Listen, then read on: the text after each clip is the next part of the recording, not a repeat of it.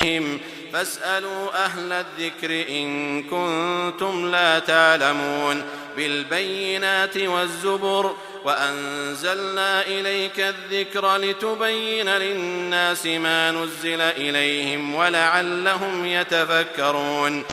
الحمد لله رب العالمين والعاقبة للمتقين والصلاة والسلام على أشرف الأنبياء والمرسلين نبينا محمد وعلى آله وأصحابه أجمعين أما بعد. سب سے پہلے اللہ تبارک و تعالیٰ کا شکر احسان ہے کہ اللہ تعالیٰ نے ہمیں دین اسلام کے بعد عقید توحید کی دولت سے مالا مال فرمایا. اللہ سے ہماری دعا ہے کہ اللہ تعالیٰ مرتے دم تک ہمیں اپنی عقیدے کی اصلاح کرتے رہنے اور اسی پر جمع رہنے کی توفیق عطا فرمایا. بعدہ میں جمعیت و جماعت بلاری کے تمام ہی ذمہ داران کا شکریہ ادا کرتا ہوں اور خصوصاً ساتھ آئے ہوئے جن علماء نے ہمیں یہاں تک پہنچایا ان کا بھی شکر گزار ہوں اور آپ تمام لوگوں کا بھی شکر گزار ہوں کہ آپ لوگوں نے اپنی ساری مصروفیتیں چھوڑ چھاڑ کر کے یہاں جمع ہوئے. اللہ تعالی ہمیں دین سے ایسے ہی محبت کرنے والا بنائے اور ہمیں دینی باتیں سن کر اس پر عمل کرنے والا بنائے. معزز حاضرین، انشاءاللہ ہماری اس 20-25 منٹ کی تقریر میں انشاءاللہ ہم 3 باتوں کو انشاءاللہ ٹچ کریں گے. سب سے پہلے رمضان سے متعلق کچھ باتیں ہوں گی آگے. سب سے پہلے آج ایک میسیج میں ہم یہ پڑھ رہے تھے، یہ جو کرونا وائرس جو پتہ نہیں ہے یا ہے نہیں، ابھی تک ہمیں اس میں شک ہے، یہ سازش ہے یا آزمائش ہے، اب تک جو ہے ہم اس کا فیصلہ نہیں کیے ہیں. بہرحال کچھ بھی ہو یا نہ ہو، عبدالرزاق البدر حفظہ اللہ کا ایک مضمون میں نے آج پڑھا تھا جو بڑا اچھا لگا، جس کا عنوان تھا وبائی امراض سے بچنے کے لیے 10 نصیحتیں. انشاءاللہ وہ 10 نصیحتیں ہم آپ کے سامنے رکھیں گے اور دوسرا رمضان سے متعلق ہلکا بیان کریں گے. آگے ایک بات ہم آپ سے کریں گے، وہ یہ ہے قریے میں رہنے کے فائدے بھی ہیں، نقصانات بھی ہیں، وہ بھی آپ کے سامنے بتائیں گے. اور قریے میں بندوں کو کیسے رہنا چاہیے، انشاءاللہ اسلام نے ہماری کیسے رہنمائی کی ہے. ایک 25 منٹ میں جو ہے اس کی 3 عناصر کی طرف ہم جو ہے آپ کی رہنمائی کریں گے انشاءاللہ. سب سے پہلے آئیے، یہ وبائی امراض جو کوئی بھی بیماری آتی ہے وہ بڑی ہو یا چھوٹی، جب انسان کو لاحق ہوتی ہے تو اسے یہ 10 باتیں ہمیشہ یاد رکھنا چاہیے. آپ لوگ یاد کر لیں اسے اور نوٹ کر لیں اور اس پر عمل کرنے کی کوشش کریں. پہلی بات کیا ہے، وبائی امراض جب بھی آتے ہیں اس کے لیے سب سے بڑی نصیحت یہ ہے کہ مصیبت کے آنے سے پہلے دعا کا اہتمام کیا جائے. وہ بیماری ہم کو لگے گی یا نہیں یہ تو اللہ بہتر جانتا ہے نا، ہمیں کیا کرنا، وہ بیماری کے آنے سے پہلے ہمیں کیا دعا کا اہتمام کرنا چاہیے. ابو داؤد کی صحیح حدیث ہے جس کو علامہ البانی صحیح قرار دیتے ہیں. دیکھنے میں معمولی الفاظ ہیں، ہم بھی دعا پڑھتے ہیں لیکن کیا یقین نہیں ان دعاؤں پر ہمیں. چنانچہ نبی کریم صلی اللہ علیہ وسلم نے فرمایا بسم اللہ الذی لا یضر مع اسمہ شیء فی الارض ولا فی السماء وهو السمیع العلیم. یہ دعا آپ کو یاد ہوگی انشاءاللہ. یہ دعا ہے، اس دعا کے بارے میں رسول اکرم صلی اللہ علیہ وسلم نے کیا فرمایا، اگر صبح میں بندہ 3 مرتبہ پڑھے گا تو شام تک اچانک آنے والے کوئی مصیبت اسے نہیں پہنچے گی. اللہ، کتنی بڑی بات ہے. اگر کوئی شام میں پڑھتا ہے تو صبح تک جو ہے کوئی اچانک آنے والی مصیبت اس کو نہیں پہنچے گی. معزز حاضرین، الفاظ پہ غور کیجئے. بسم اللہ الذی لا یضر مع اسمہ، دیکھیے اللہ تعالیٰ کے نام کے ساتھ کوئی بھی چیز تکلیف نہیں پہنچاتی. الفاظ میں آپ دیکھ سکتے ہیں فی الارض ولا فی السماء. یہ فی الارض کہہ کر نبی کریم صلی اللہ علیہ وسلم یہ بتانا چاہتے ہیں آسمان سے آنے والی کوئی مصیبت بھی تم نہ نقصان نہیں پہنچاتی، زمین سے آنے والی مصیبت بھی کبھی نقصان نہیں پہنچاتی. آپ الفاظ پہ غور کریں، اللہ کے نبی صلی اللہ علیہ وسلم کیا کہہ رہے ہیں. اس حدیث کی تشریح میں علامہ عبدالرزاق البدر حفظہ اللہ نے علامہ قرطبی رحمہ اللہ کا جو ہے ایک تجربہ نقل کیا ہے. وہ ہم عبارت پہلے پڑھتے دیکھیے کیا کرتے ہیں. ھذا خبر صحیح وقول صادق علمناه دلیلا وتجربة فإني منذ سمعت. کہتے ہیں علامہ قرطبی رحمہ اللہ یہ جو حدیث ہے نا کہ صبح پڑھے تو شام تک نقصان نہیں پہنچاتی کوئی بھی چیز، اور رات میں پڑھے تو صبح تک کوئی چیز نقصان نہیں پہنچاتی، علامہ قرطبی رحمہ اللہ کہتے ہیں یہ خبر صحیح ہے. کس نے کہا؟ یہ صادق مصدوق صلی اللہ علیہ وسلم نے بتایا. اور کہتے ہیں کہ یہ بات سچی ہے، اس کی دلیل بھی ہے اور میں نے اپنے زندگی میں تجربہ کر کے بھی دیکھا ہے. جب بات تجربے کی آتی ہے تو انسان سمجھتا ہے. تو کہتے ہیں تجربے کی بات ہے.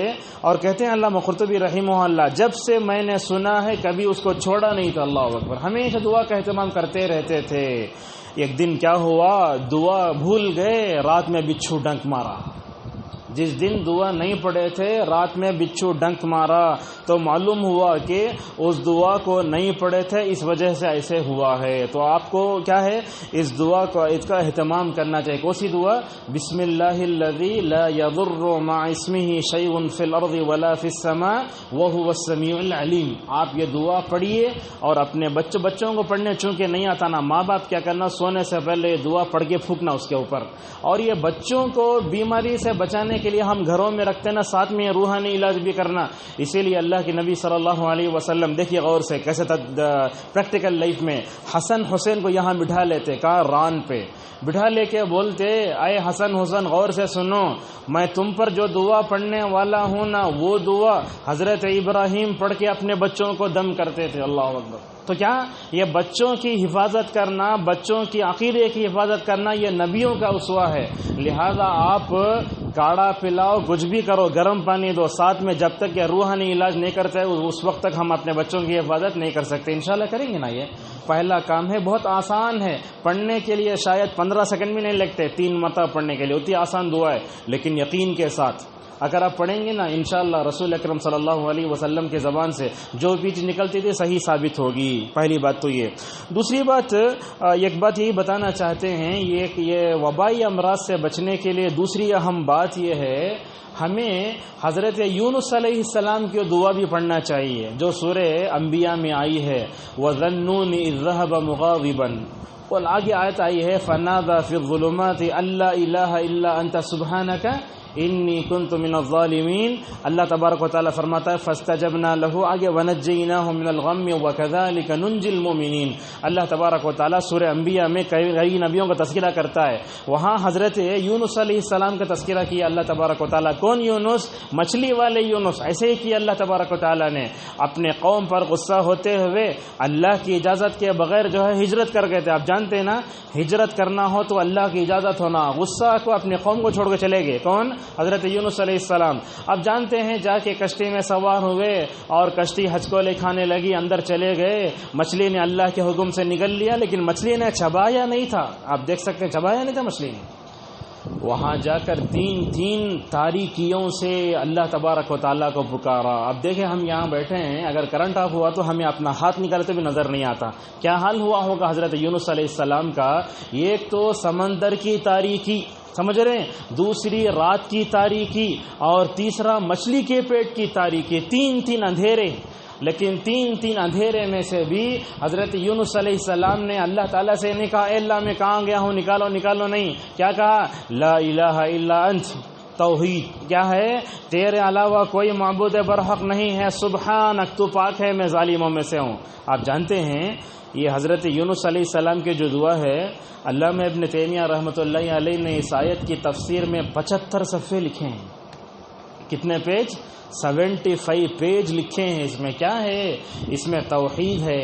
علماء اس دعا کے بارے میں کہتے ہیں کہ اس میں توحید ہے. توحید کیا ہے؟ انسان کے لیے نجات کا راستہ ہے. اللہ تبارک و تعالیٰ سورہ یونس میں فرماتا ہے، اگر یونس علیہ السلام دعا نہ کرتے نا، قیامت کے دن تک مچھلی کے پیٹ میں رہتے. اور یہ دعا کے بارے میں اللہ تبارک و تعالیٰ کیا وعدہ فرماتا ہے، جیسے ہم نے حضرت یونس کو ٹینشن سے نکالا نا، ہر مومن کو بھی اللہ تبارک و تعالیٰ ٹینشن سے نکالے گا. معزز حاضرین، اس آیت کی تفسیر میں علامہ ابن القیم رحمہ اللہ نے بڑی پتے کی بات بتا، علماء بھی سنی اور عام عوام بھی سنی. کیا کہتے ہیں؟ دیکھو، ابن القیم رحمہ اللہ کہتے ہیں جب کفار مکہ سمندر میں جاتے، کشتی میں بیٹھ کر، جہاز میں بیٹھ کر، بیچ سمندر میں معلوم ہوتا کہ کشتی ڈوبنے والی ہے، اس وقت وہ لوگ اللہ کو پکارتے تھے. کس کو پکارتے؟ اللہ. فَإِذَا رَكِبُوا فِي الْفُلْكِ دَعَوُا اللَّهَ مُخْلِصِينَ لَهُ الدِّينَ. الگ الگ آیتیں ہیں، لَئِنْ أَنْجَيْتَنَا مِنْ هَٰذِهِ لَنَكُونَنَّ مِنَ الشَّاكِرِينَ. الگ الگ دو جگہ لقمان میں بھی ہے، سورہ یونس میں بھی ہے. اے اللہ اگر تو ہمیں نجات دے گا تو کیا کریں گے؟ ہم شکر گزار بندوں میں سے ہو جائیں گے. محمد ابن عبد الوہاب رحمہ اللہ کیا بات کہتے ہیں؟ دیکھو، کفار مکہ رسول اکرم صلی اللہ علیہ وسلم کے زمانے میں اللہ پر ایمان نہیں لاتے تھے. مصیبت میں کس کو پکارتے تھے؟ اللہ کو پکارتے تھے. لیکن آج کا مسلمان عقیدے کے اعتبار سے کفار مکہ سے بھی گیا گزرا ہے. آج یہ لوگ کیا کرتے ہیں، یا غوث، یا المدد، یا بندہ نواز، یا علی مشکل کشا. دیکھو ابن القیم رحمہ اللہ نے کہا جب اللہ تبارک و تعالی ایک مشرک اور کافر کی دعا کو قبول کر سکتا ہے گھبراہٹ میں، پریشانی میں، مومن کی دعا قبول نہیں کر سکتا؟ بالکل قبول کرے گا. جیسا کہ اللہ فرماتا ہے سورۃ النمل میں، امن یجیب المضطر اذا دعاہ ویکشف السوء ویجعلکم خلفاء الہ مع اللہ. اللہ تعالیٰ فرماتا ہے اللہ تعالیٰ وہی ذات ہے جو بے قرار پریشان حال آدمی کی دعا کو قبول کرتا ہے اور اس سے تکلیف کو دور کرتا ہے. یہاں علامہ بن باز رحمہ اللہ کا ایک نقطہ یاد آتا ہے جو انہوں نے لکھا ہے. وہ کہتے ہیں دیکھیے ایگزام ہال میں انسان بیٹھتا نا، ایگزام میں بیٹھتے رہتے ہم پریشان رہتے ہیں. ایگزام ہال میں جب وہ اسٹوڈنٹ بیٹھے رہتا ہے چاہے وہ لڑکا ہو یا لڑکی ہو، امتحان حال میں جب بیٹھتا ہے تو ہم پریشان رہتے ہیں، بے قرار رہتے ہیں. اس وقت دعا کرے تو بھی اللہ دعا قبول کرتا ہے، اس لیے کہ وہ مضطر میں سے ہے. تو لہذا کیا معلوم ہوا، ہمیں جو ہے اللہ تبارک و تعالی نے جو آیت اتاری ہے لا الہ الا انت سبحانک، اس دعا کو پڑھنا چاہیے. ہم بتا رہے تھے آپ کو یہ توحید کیا ہے، نجات کا راستہ ہے. توحید کیا کرتی ہے، مشکل چیز کو آسان کرتی ہے. لیکن یہ نقطہ بھی ذہن میں رکھنا چاہیے، انسان کو شرک جو ہے بڑی مشکلات میں ڈالتا ہے. آج آپ دنیا میں دیکھیں گے مسلمان کیوں زندگیوں میں مشکل ہے، مشکلات کیوں ہیں، اس لیے کہ ہم جو ہے شرک میں پڑے ہوئے ہیں. یہاں امام حرم کا وہ واقعہ نقل کرنا چاہوں گا. لاک ڈاؤن کے دنوں میں جو ہے ایک ویڈیو آئی تھی. امام حرم ہیں فیصل غزاوی حفظہ اللہ، بڑا اچھا خطبہ دیتے ہیں، ام القرآن میں استاد بھی ہیں. وہ ایک بڑی بہترین بات بتائے. کیا بتائے دیکھیے، قرآن سے کیسے استدلال کرتے ہیں، پوائنٹ نکالتے ہیں. فیصل غزاوی حفظہ اللہ نے کہا کہ یہ جو بیماری آئی ہے، یہ بیماری آنے کے کئی اسباب ہیں. آپ بولیں گے فلمیں زیادہ ہو گئے، لوگ ناچ رہے ہیں، ہمارے بچوں کی تربیت صحیح نہیں، یہ سب اپنی جگہ ہے. لیکن وہ کہتے ہیں یہ بیماری آنے کی سب سے بڑی وجہ شرک و بدعت ہے. کیسا استدلال کیا، حضرت موسیٰ علیہ السلام اپنے قوم میں ہارون کو نائب بنا کر گئے تھے. میں جا کے اللہ سے بات کر لے کے تورات لے کو آتوں میں کہاں گئے تھے، اللہ سے بات کرنے گئے تھے. اللہ سے بات کرنے جاتے وقت موسیٰ علیہ السلام یہاں نہیں نا، تو کیا کرتے دے بچے، اگر ماں باپ اگر بچے نے تو بچے فل مزہ کرتے گھر میں. ویسے وہ پوری قوم کیا کری دیکھیے. اب کیا بھی جو ہے ان کو کوئی پوچھنے والا نہیں ہے، بلکہ کیا کیے سیدھے سامری نام کا ایک آدمی تھا. کیا نام تھا؟ سامری، جس کا ذکر جو ہے سورہ طٰہٰ میں اس نے کیا کیا، یہ گائے کا بچہ جسے کیا بولتے ہیں، بچڑا بولتے ہیں نا، تو بچڑا گائے کا جو بچہ ہوتا پاڑا بولتے ہیں اسے، پاڑی بچڑا پاڑا جو ہوتا نا، وہ اس کو بنا کر کے بولا ھذا الہکم و الہ موسیٰ فنسی. یہ گائے کو ہندو مقدس مانتے نا، وہ تاریخ وہاں سے آتی ہے. کہاں سے؟ سامری موسیٰ علیہ السلام کے زمانے سے. تو گائے کے اوپر کچھ زیورات ڈال کے بولا یہ تمہارا اور ان کا معبود ہے. موسیٰ علیہ السلام واپس آئے. شرک کو دیکھ کر غصہ ہونا یہ ایمان کی علامت ہے. وَلَمَّا رَجَعَ مُوسَىٰ إِلَىٰ قَوْمِهِ غَضْبَانَ آسِفًا، جیسے ہی موسیٰ واپس آئے اپنے قوم کے جا کو ہارون کا پہلے گریبان پکڑ لے. کیا کرے سچ میں، یہ شرک کو دیکھ کر غصہ ہو گیا. حضرت ہارون علیہ السلام نے کہا اے ماں کے بیٹے، میں کمزور تھا، میں ان کو سمجھانے گیا تو یہ لوگ سمجھیں گے نہیں، بلکہ چھوڑ دیا میں. ان کے اندر اختلاف پہلے سے ہے، روکا تو اختلاف جاتا ہوتا، بلکہ میں چھوڑ دیا. یہاں دیکھیے حضرت موسیٰ علیہ السلام نے آ کر وہ پاڑے کو جو ہے جو معبود بنایا تھا نا، اس سے ایک سزا دی تھی. وہ سزا کیا؟ لا مساس، کون بھی تجھے ٹچ نہیں کرنا. سمجھ رہے ہیں؟ ٹچ نہیں کرنا. سامری کو سزا دیے. کون سزا دیے؟ حضرت موسیٰ علیہ السلام سزا دیے. تو بول رہے ہیں یہ سوشل ڈسٹنس وہی عذاب کی شکل ہے. سمجھ رہے ہیں؟ ہم جو دور دور کر کے نماز پڑھ رہے ہیں، ایک دوسرے سے ہاتھ نہیں ملنا، ایک دوسرے سے معانقہ نہیں کرنا، وہ امام حرم سمجھا رہے تھے. اس قوم میں شرک کی وجہ سے کون بھی نہیں چھونا بول کے عذاب آیا نا، ایک انفرادی طور پر. آج شرک و بدعت کی وجہ سے پوری امت جو ہے وہ عذاب جھیل رہی، نعوذ باللہ من ذالک. تو لہذا کیا معلوم ہوا، شرک کبھی نہیں کرنا چاہیے، شرک سے مکمل طور پر دور رہنا چاہیے. اب ہم سوال کرتے ہیں، یہ بیماری آ کر تقریباً 1.5 سال کا عرصہ ہونے جا رہا ہے، کتنی درگاہیں بند ہوئی؟ کوسا عروج ختم ہوا؟ یہ بیعت کے غلط سلسلے ختم ہوئے؟ نہیں، ابھی عروج پہ. یہ لوگ تو جو ہے کبھی مسجد سے بڑھ کر درگاہوں کی ان کے پاس اصل میں جو ہے کیا ہے، حقیقت ہو کر رہ گئی ہے. تو دیکھیے کرونا آیا، بیماری آئی تو درگاہیں بند ہوئیں، قبر پرستی کا خاتمہ ہوا، عروج ختم ہوئے؟ نہیں، بلکہ اس میں اور ابھی مزہ. تو یہ دیکھیے اللہ تبارک و تعالیٰ توحید کی وجہ سے امت کو نجات دیتا ہے. اگر پوری امت ابھی بھی دوسرا لیول میں یہ جو ہے بیماری آ رہی نا، ابھی بھی وہ چھوڑ کر جو ہے وہ توحید کی طرف نہیں آئی تو مسئلہ اس کے لیے بڑا گمبھیر ہے. یہ 2 باتیں ہوئی. تیسری بات، اللہ کے نبی صلی اللہ علیہ وسلم نے اس موقع پر ہم کو اور ایک بات بھی بتائی، کہا مصیبت کی سختی سے پناہ مانگو. اللہ کے نبی صلی اللہ علیہ وسلم کہتے ہیں تعوذوا من جہد البلاء ودرک الشقاء وسوء القضاء وشماتة الاعداء. اللہ کے نبی صلی اللہ علیہ وسلم مصیبت کی سختی سے، تباہی تک پہنچانے والی بیماری سے پناہ مانگتے تھے. ایسے موقع پر ہمیں کون سی دعائیں کرنا؟ بیماری سے بچنے کی دعا کرنا. ماشاءاللہ یہاں ایک دعا لکھی ہوئی ہے، اللہم جنبنی منکرات الاخلاق والاعمال والاہواء والادواء. یاد کر کے پڑھو آپ. اللہم عافنی فی بدنی، اللہم عافنی فی سمعی، اللہم عافنی فی بصری. یہاں بھی دیکھو یہ ہمارے کان میں، ناک میں سب عافیت دے، لیکن یہ عافیت کب مل سکتی ہے؟ لا الہ الا انت. اللہ تعالیٰ عافیت کو توحید سے جوڑ کر بتاتا ہے. توحید جن کے پاس ہے انہی کے پاس عافیت ہے. اور اسی طریقے سے چوتھا کام ہم کو کرنے کا کیا ہے ایسے وقت میں؟ کیا ہے؟ گھر سے نکلنے کی دعا کی پابندی کرنا چاہیے. اللہ کے نبی صلی اللہ علیہ وسلم میں دعا پڑھتے. کون سی دعا؟ بسم اللہ توکلت علی اللہ لا حول ولا قوت الا باللہ. یہ دعا پڑھنا چاہیے. دیکھیے یہ دعا پڑھنے کی کیا فضیلت ہے. بس گھر سے نکلتے وقت 10 سیکنڈ بھی نہیں لگتے. اگر پریکٹیکل لائف میں اگر ہم دیکھیں، بس دعا پڑھ کے باہر نکلے تو یہ دعا پڑھنے کو 3 الفاظ کے ذریعے خوشخبری دی جاتی. کیا خوشخبری ہے؟ ہدیتا، تم کو ہدایت دے دی گئی. کفیتا، تم جو ہے ساری تکلیفوں سے کیا ہو گئے؟ کافی ہو گئے. وقیتا، اور تم کو بچا لیا گیا. 3 الفاظ ہیں. تم کو ہدایت دے دی گئی، تمہارے لیے کافی ہو گئے، تم کو بچا لیا گیا. اب یہ جب دعا پڑھتا نا بندہ باہر نکلتا نا، روایتوں میں آتا ہے شیطان دور ہو جاتا ہے. ماشاءاللہ آج کتنے حادثات ہوتے، بیویاں شوہر کو کیا کرتی ہیں؟ ٹینشن دے کے باہر بھیجتی ہیں. زور سے گاڑی چلا، گر کے مر گیا. کس کا ٹینشن؟ بیوی کا ٹینشن. یہ نہیں نا، ہم دعا پڑھ کے باہر نکلیں.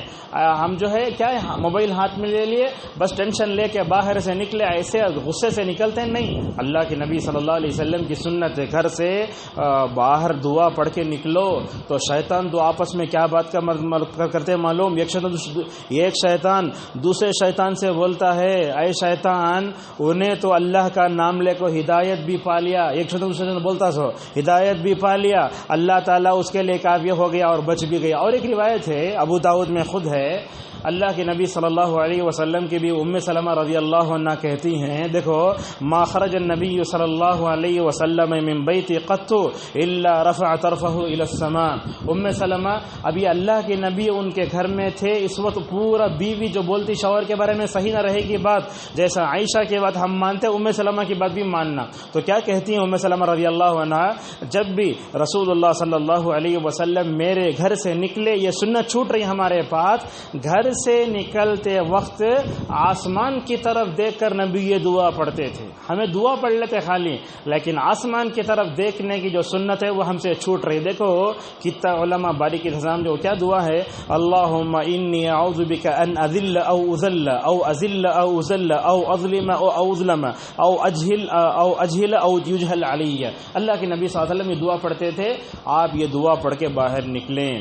ہم آپ سے ایک سوال کرتے ہیں، آج جب یہ بیماری زیادہ آئی تو حکومت کیا ہے رہنمائی دیتی ہے، پیپروں میں سب آتا ہے، ہمیں ماسک پہننا تو یاد رہتا ہے گھر سے نکلتے وقت، لیکن رسول اکرم صلی اللہ علیہ وسلم کی دعا یاد نہیں آتی.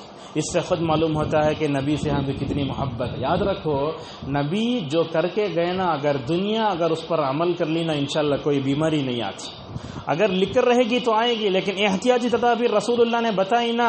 ماسک پہننے یاد ہے آپ کو، شو ساکس پہننے یاد ہے، موبائل لینے یاد ہے، بیوی جو بولی وہ چیٹے لکھ کر بازار سے چیزیں لانا یاد ہے، لیکن مسجد گھر سے نکلتے وقت وہ دعائیں پڑھنا یاد. بڑا افسوس معلوم ہوتا ہے. جب میں لکھ رہا تھا یہ پوائنٹ مجھے معلوم ہوا، ماسک پہننا یاد ہے لیکن رسول اللہ صلی اللہ علیہ وسلم جو دعائیں بتائے وہ دعائیں ہمیں یاد نہیں ہے.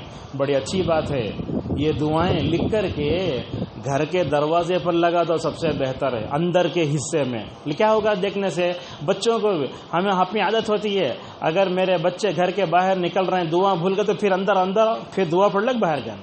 تو آپ بھی دعا کا اہتمام کرو، بچوں کو دعا کا اہتمام کرو، انشاءاللہ ہر طرح کے حادثات سے، یہ برے جراثیم سے اللہ تبارک و تعالی ہماری حفاظت فرمائے گا۔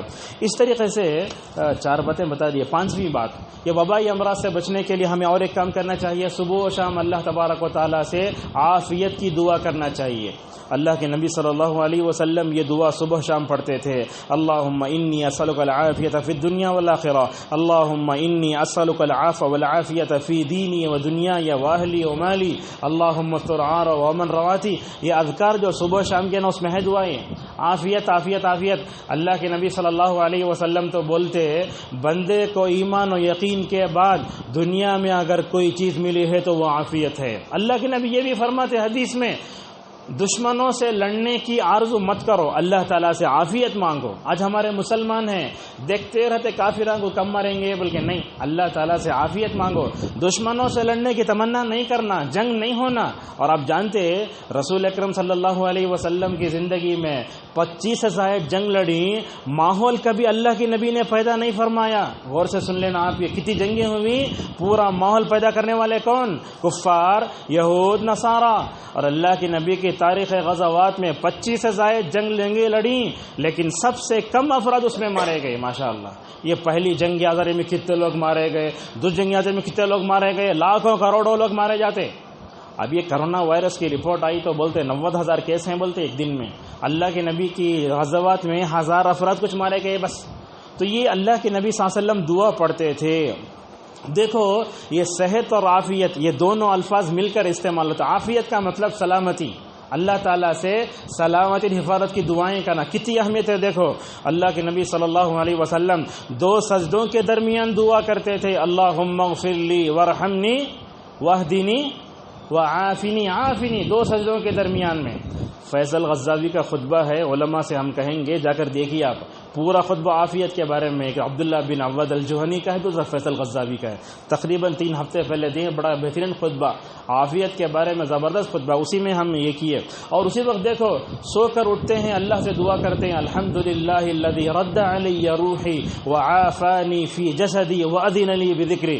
ہمیں تو وہ دعا یاد ہے، الحمدللہ الذی احیانا، لیکن یہ دعا بھی ترمذی میں علامہ البانی نے صحیح کہا، اے اللہ تمام تعریفیں اس اللہ کے لیے ہیں جس نے میرے روح کو لوٹایا اور میرے جسم میں عافیت دی اور مجھے ذکر کرنے کا جو ہے مجھے کیا دیا، موقع دیا۔ ماشاءاللہ یہ دعا بھی پڑھو آپ۔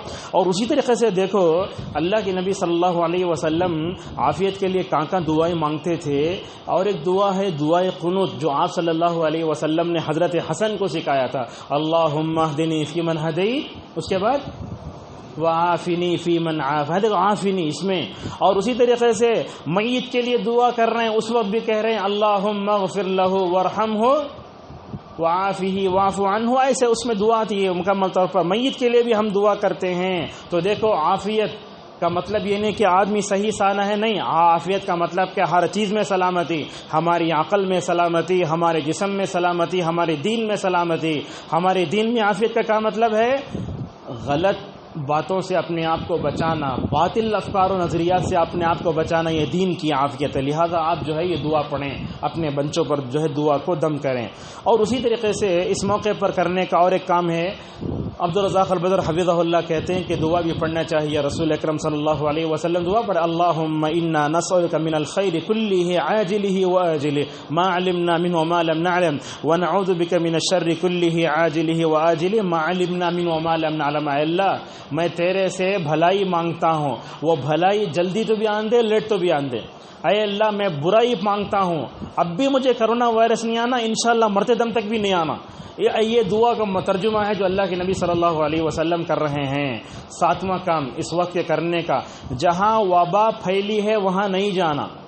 اگر آپ کو مہاراشٹر جانے کا کام ہے مت جاؤ چند دنوں تک، اس لیے کہ حالات خراب ہیں وہاں کے، پنجاب، چھتیس گڑھ وغیرہ وغیرہ۔ تو ایسے معمولی حضرت عمر رضی اللہ عنہ ایک مرتبہ سیریا کو جانے نکلے، بولتے ہیں مقام سرخ تک جا کے پہنچ گئے تھے۔ عبد الرحمن ابن عوف جو ہے شام میں تھے، شام میں طاعون پلیگ کی بیماری پیدا جو چوہوں سے پیدا ہوتی ہے۔ حضرت عبد الرحمن ابن عوف رضی اللہ اس وقت میسج کا کیا بھی موقع نہیں تھا، کیا کرتے لکھ کر بھیجے تو لے جانے والا 3 دن کے بعد جاتا تھا خط، جیسے ٹیلی گرام دیتے نا پرانے زمانے میں مرتے ٹائم ویسا تھا وہ. تو حضرت عبد الرحمن بن عوف رضی اللہ عنہ کو معلوم ہوا کہ حضرت عمر رضی اللہ عنہ مدینے سے سیریا کو آ رہے ہیں، جبکہ سیریا میں طاعون کی بیماری ہے. اللہ کے نبی کی حدیث عبد الرحمن بن عوف نے سنائی تو کہا کہ جہاں بیماری ہے وہاں نہیں جانا چاہیے. حضرت عمر رضی اللہ عنہ خلیفہ ہیں، عبد الرحمن ابن عوف ایک صحابی ہیں، ان کی بات سن کر حضرت عمر واپس ہو گئے ماشاءاللہ. تو لہذا کیا معلوم ہوا، جہاں بیماری ہے وہاں جانے سے ہم کو احتراز کرنا چاہیے اور مکمل طور پر بچ کر رہنا چاہیے. اور اسی طریقے سے اور ایک کام کرنے کا 8واں یہ ہے کہ ہم لوگوں کے ساتھ بھلائی اور احسان کریں. ماشاءاللہ گزشتہ سال جو لاک ڈاؤن ہوا نا، مسلمانوں نے بہت اچھے کام کیے، بہت اچھے. کتنے اچھے کام کیے جانتے ہیں؟ کتنے ایسے ہندو لوگ تھے جو اپنے منزل تک نہیں پہنچ رہے تھے، مسلمانوں نے 6 مہینے ان کو اپنے گھروں میں رکایا. ماشاءاللہ اخلاق کے بڑے اچھے کام کیے. ایسے وقت میں لوگوں کے ساتھ، ہم کیا بول رہے ہیں الفاظ سنو، مسلمانوں کے ساتھ میں، لوگوں کے ساتھ، چاہے وہ غیر مسلم ہو، کوئی بھی ہو، کوئی پارٹی کا رہنے، ہمیں نہیں دیکھنا، لوگوں کے ساتھ اچھا سلوک کرنا چاہیے. آپ جانتے ہیں رسول اکرم صلی اللہ علیہ وسلم کے زمانے میں کیسے ہوا، قیدی آتے تھے جنگوں کے قیدی آئے تو مدینے میں کہاں ٹھہرانا بول کے ان کے بارے میں سوچ جگہ نہیں تھی. اللہ کے نبی کیا کرتے، غور سے سنیے پوائنٹ یہ کیا کرتے، وہ قیدیوں کو لے جا کر کے صحابہ کے گھروں میں ٹھہراتے تھے. ماشاءاللہ صحابہ وہ قیدیوں سے ایسا سلوک کرتے، صحابہ کے حسن سلوک سے متاثر ہو کر ماشاءاللہ مسلمان ہو جاتے تھے.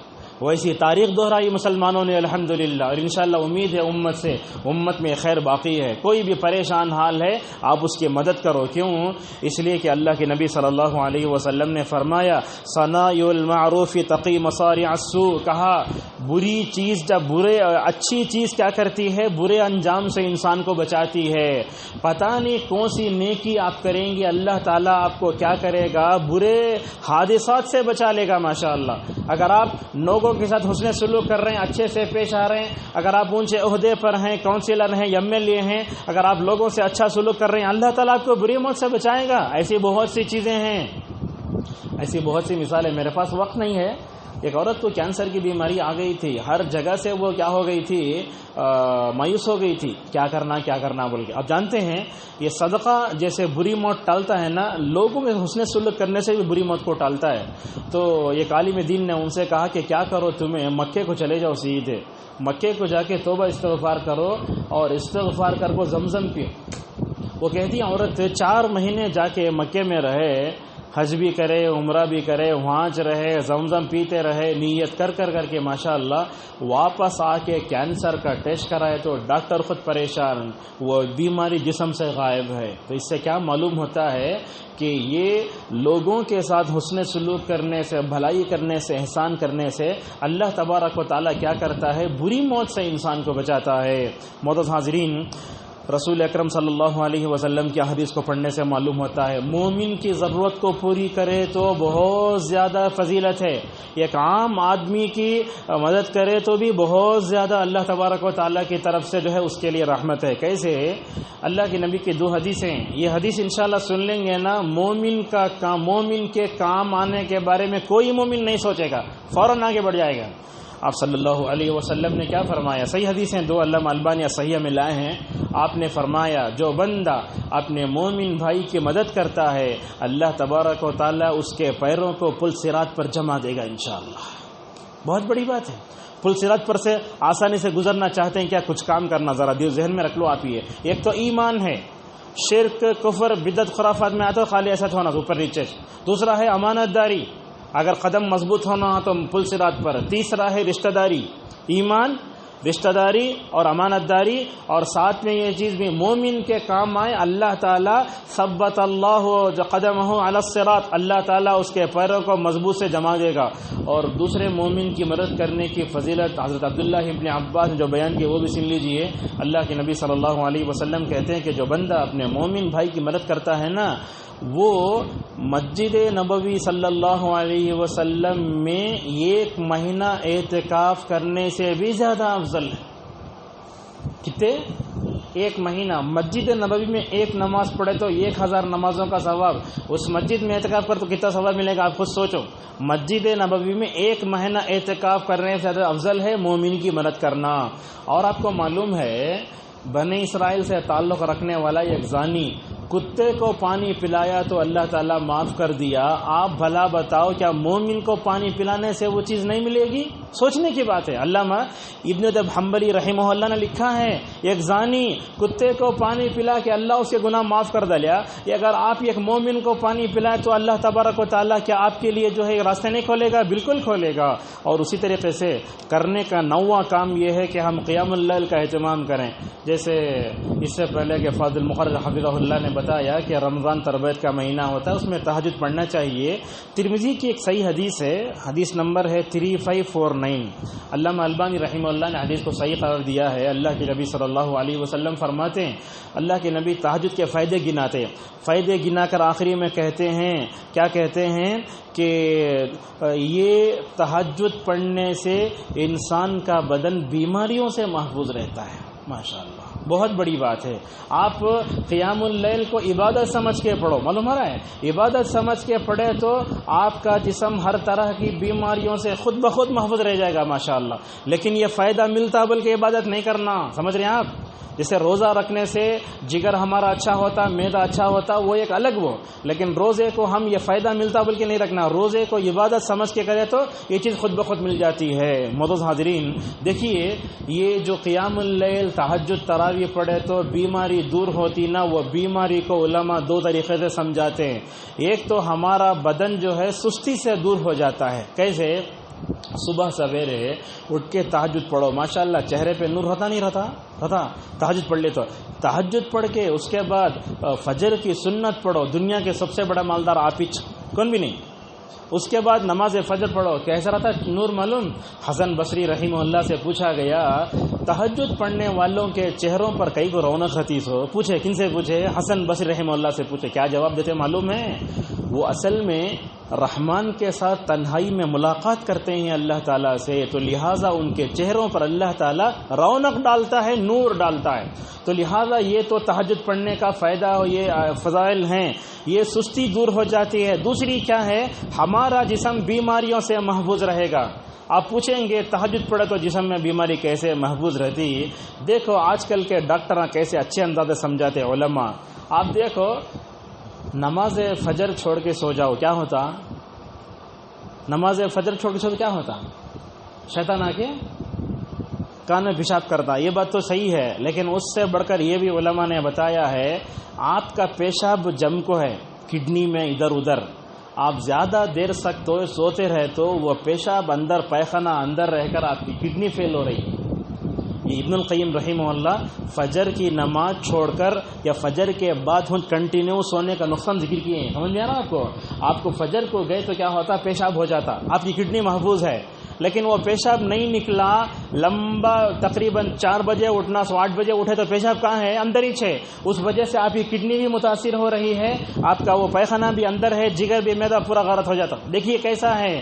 اگر اللہ کی اطاعت کریں گے آپ کا جسم صحیح رہے گا. جیسے آپ صلی اللہ علیہ وسلم نے کیا فرمایا؟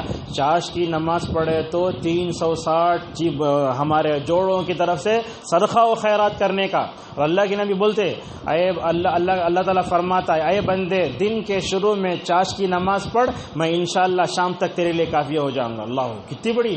حضرت عائشہ رضی اللہ عنہا اللہ کے نبی صلی اللہ علیہ وسلم سے چاش کی نماز کی فضیلت سن کر زندگی میں کبھی نہیں چھوڑے چاش کی نماز. حتیٰ کہ آپ صلی اللہ علیہ وسلم مکہ گئے، مکہ کو فتح کرنے کے وقت میں بھی ام ہانی کے گھر میں آپ صلی اللہ علیہ وسلم چاش کی نماز 8 رکعت پڑھتے ہوئے نظر آتے ہیں ماشاءاللہ.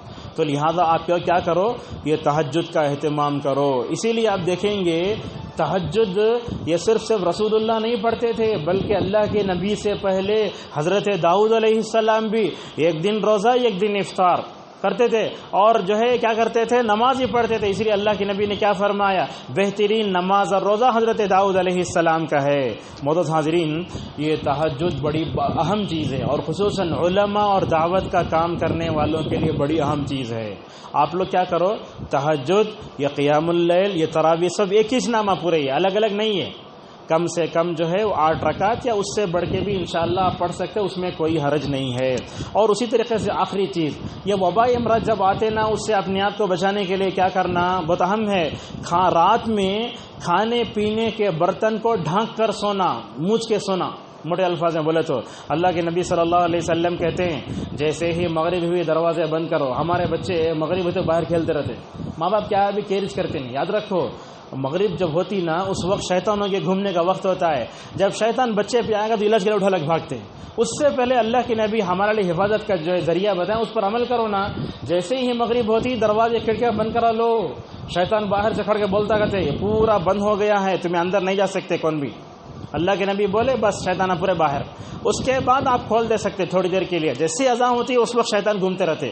تو اللہ کے نبی بولتے ہیں رات میں سوتے وقت کیا کرو، کیا کیا کام کرنا چاہیے۔ برتن کو ڈھانک کر سو، اگر تمہارے پاس کاڑی ہی کیوں نہ ہو، حدیث میں لفظ بھی ہے جو بھی برتن ہوتے ڈھانک کر سونا چاہیے۔ اللہ کے نبی کی حدیث سنو، مسلم میں ہے، کیونکہ سال میں ایک رات ایسی ہوتی ہے جس میں وبا اترتی ہے اللہ کی طرف سے، اللہ کے حکم سے، اور جس میں جو بھی برتن کھلے رہتے، مشکیزہ آج ہمارے زمانے میں بنگی بولتے نہیں، مٹکی، وہ مشکیزہ جو رہتا ہے، تو برتن کیا ہوتے سال میں ایک رات آئی تھی جس میں وبا اترتی ہے، تو کیا ہوتا ہے اس میں وہ وبا اترتی ہے، وبا اتر کر اثر انداز کر دیتی ہے۔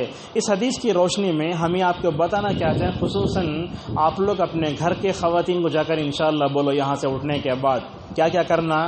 سب سے پہلے اللہ کے نبی یہ بھی بولے رات میں سوتے وقت جو ہے آگ بجھا کر سو۔ پرانے زمانے میں، آج لائٹ آف کر سو۔ پرانے زمانے میں کیا کرنا تھا، چراغ بجھا کے سونا تھا، آج کیا کرنا، لائٹ آف کر کے سونا چاہیے۔ آپ لوگ دیکھیں گے بعض لوگ بڑے اس میں لاپرواہ ہوتے ہیں، وہ مچھر کی بتی پاؤں کے پاس رکھتے، بھر کو اوڑھ لیے، وہ بتی آ کے بچھٹ کے لگی جل کو مر گئے۔ ایسے واقعات بھی ہیں ہمارے پاس، دنیا میں ہیں۔ ایسی لاپرواہی نہیں کرنا، یہ آگ چھوڑ کر نہیں سونا، آگ بجھا دینا، لائٹ بجھانا ایک تو ہے۔ عورت کا دوسرا کام ہے گیس آف کرنا، سمجھ رہے ہیں، یہ بہت کوئی معمولی چیز نہیں ہے، سب چیزوں پہ عمل کرو آپ۔ اور اسی طریقے سے برتن ڈھانک کر سونا۔ کیا ہوتا ہے رات کا جو ڈنر ہم کھاتے نا، وہ برتن لے جا کے ہم کچن میں رکھتے، عورتیں کیا کرتی ہیں کھلا رکھ کے سو جاتی ہیں۔ نہیں، جو گندے برتن ہیں اس پر بھی اڑاؤ، دسترخوان ہمارے پاس جو کچھ ہے یا نپکین جو ہوتا ہے وہ، اور جو اچھے برتن ہیں اس پر بھی اڑاؤ۔ رات میں کیا ہوتا ہے اس میں چپکلیاں سب گھومتی رہتی ہیں، اور خصوصاً جو ہے کچن میں جھنگر بہت رہتے ہیں۔ یہ بات صحیح ہے نا؟ اب پتہ نہیں کہاں کہاں جا کے رات بھر گلاس کھلی رہی تو اس میں جو ہے چپکلی بھی جا کے آ سکتی، جھنگر بھی جا کے آ سکتا، ہونج اٹھا کے پی تو پورے جراثیم آپ کے پیٹ میں بس کھایا آنا شروع ہو گیا ہے۔ یہ سب چیزیں دیکھیے، ان تمام چیزوں کی طرف توجہ دو آپ۔ رات میں یہ سب کام کر کے سونا رسول اکرم صلی اللہ علیہ وسلم کی تعلیم ہے، لہذا مکمل طور پر توجہ دو۔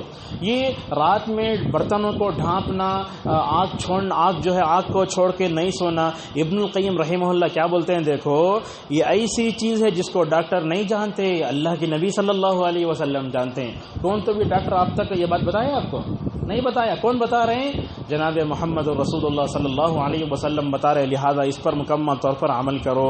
یہ تقریر ذکر کرنے کے بعد عبدالرزاق البدر حفظہ اللہ کہتے ہیں کہ عائشہ رضی اللہ عنہا نے ایک دن رسول اکرم صلی اللہ علیہ وسلم سے پوچھا، یا رسول اللہ یہ طاعون بولتے نا کیا یہ پلیگ؟ تو بولے اللہ کے نبی یہ اصل میں ہمارے سے پہلے لوگوں بنی اسرائیل پر عذاب بنا کے بھیجا گیا تھا۔ آپ صلی اللہ علیہ وسلم نے ایسے ہی فرمایا، لیکن اس کو اللہ نے مومنین کے لیے رحمت بنا دیا ہے۔ ٹھیک ہے، اللہ حفاظت کرے ہم سب کی، آپ لوگ دعا کریں۔ اگر کسی کو کرونا وائرس ہو گیا کیا کرنا؟ اللہ کو گالی دینا نہیں، بیماری گالی دینا نہیں، دونوں ناجائز ہیں۔ جا کو ہم نے کیا آنا، فلم ایکٹر کو آنا تھا وہ ہمیں بولتے نہیں، وہ اللہ کے حکم سے آتی، وہ بیماری عالم کو بھی، خوبی کو بھی، مؤذن کو، امام کو نہیں دیتے، جسے چاہے آ سکتی۔ دیکھیں آپ بڑے بڑے علماء گئے، ڈاکٹر آر کے نور محمد حبیب رحمہ اللہ، سب بڑے بڑے علماء گئے اس میں۔ کووڈ نے بہت سے علماء کو اپنے لپیٹ میں لیا، اللہ تعالیٰ ان سب کو شہادت کا درجہ عطا فرمائے۔ تو کیا ہے، یہ بیماری کسی بستی میں پھیل جاتی ہے، دیکھو الفاظ اللہ کے نبی عائشہ کو کیا بول رہے ہیں، صبر کے ساتھ، اللہ کی رحمت کے ساتھ ثواب کی امید کرتے رہنا، اور جس کی قسمت میں وہ بیماری لکھی ہوئی ہے مر گیا تو وہ شہید ہے۔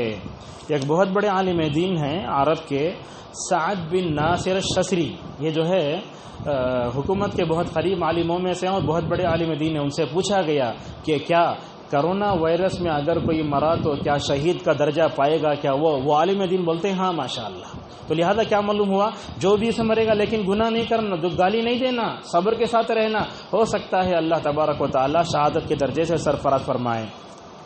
یہ 10 باتیں ہوئی. اب مجھے 2 باتیں کرنا ہے. رمضان کا مہینہ آ رہا ہے تو آپ لوگ پلاننگ کرو. پلاننگ کیسی پلاننگ؟ جیسے ہم شادی کو جانا ہو، دعوت کو جانا ہوتا کیسی تیاری کرتے ہیں نا، ویسے رمضان مہمان بن کر ہمارے پاس آ رہا ہے. آپ لوگ کیا کرو، اس کے لیے پلاننگ کرو. کیا کیا عبادت کرنا میں ایک دم چارٹ بناؤ. صبح میں نماز فجر کے بعد سے لے کر رات میں 10 بجے تک آپ کو کیا کیا کرنا ہے. آپ کو تجارت کے لیے کتنا وقت دینا، فروٹ کب لانا. پلاننگ کرے تو کیا ہوتا، وقت منظم چلتا. اب ہمارے پاس نماز بھی وقت پہ ہوتی، زکوٰۃ بھی وقت پہ دیتے، حج بھی وقت پہ کرتے، روزہ بھی وقت پہ رکھتے، لیکن زیادہ بد نظمی مسلمانوں میں کبھی بولتے پروگرام 10 بجے شروع ہوتا، 10:30 بجے شروع کرتے ہم لوگ. ایسا نہیں. رمضان کے ہر لمحے سے فائدہ اور پلاننگ کرو. آپ پلاننگ کرنا کس کی سنت ہے؟ جناب محمد صلی اللہ علیہ وسلم کی سنت ہے. آپ دیکھو، آپ نے 23 سالہ جو زندگی گزاری نا، بڑی منظم زندگی گزاری. آپ نے اپنے زندگی کا ایک لمحہ بھی ضائع کیا؟ ماشاءاللہ. ایسی زندگی اللہ تبارک و تعالی قسم کھایا رسول صلی اللہ علیہ وسلم کی زندگی کی. اللہ نے کہا لعمرک انہم لفی سکرتہم یعمہون. اے محمد صلی اللہ علیہ وسلم، تمہاری زندگی کی قسم. تو اللہ تعالی زندگی کی قسم کب کھاتا؟ جبکہ اس کے اندر آئیڈیل ہے، نمونہ ہے. اور اب دیکھو پوری دنیا میں سارے نبیوں کو بھی دیکھ لو آپ.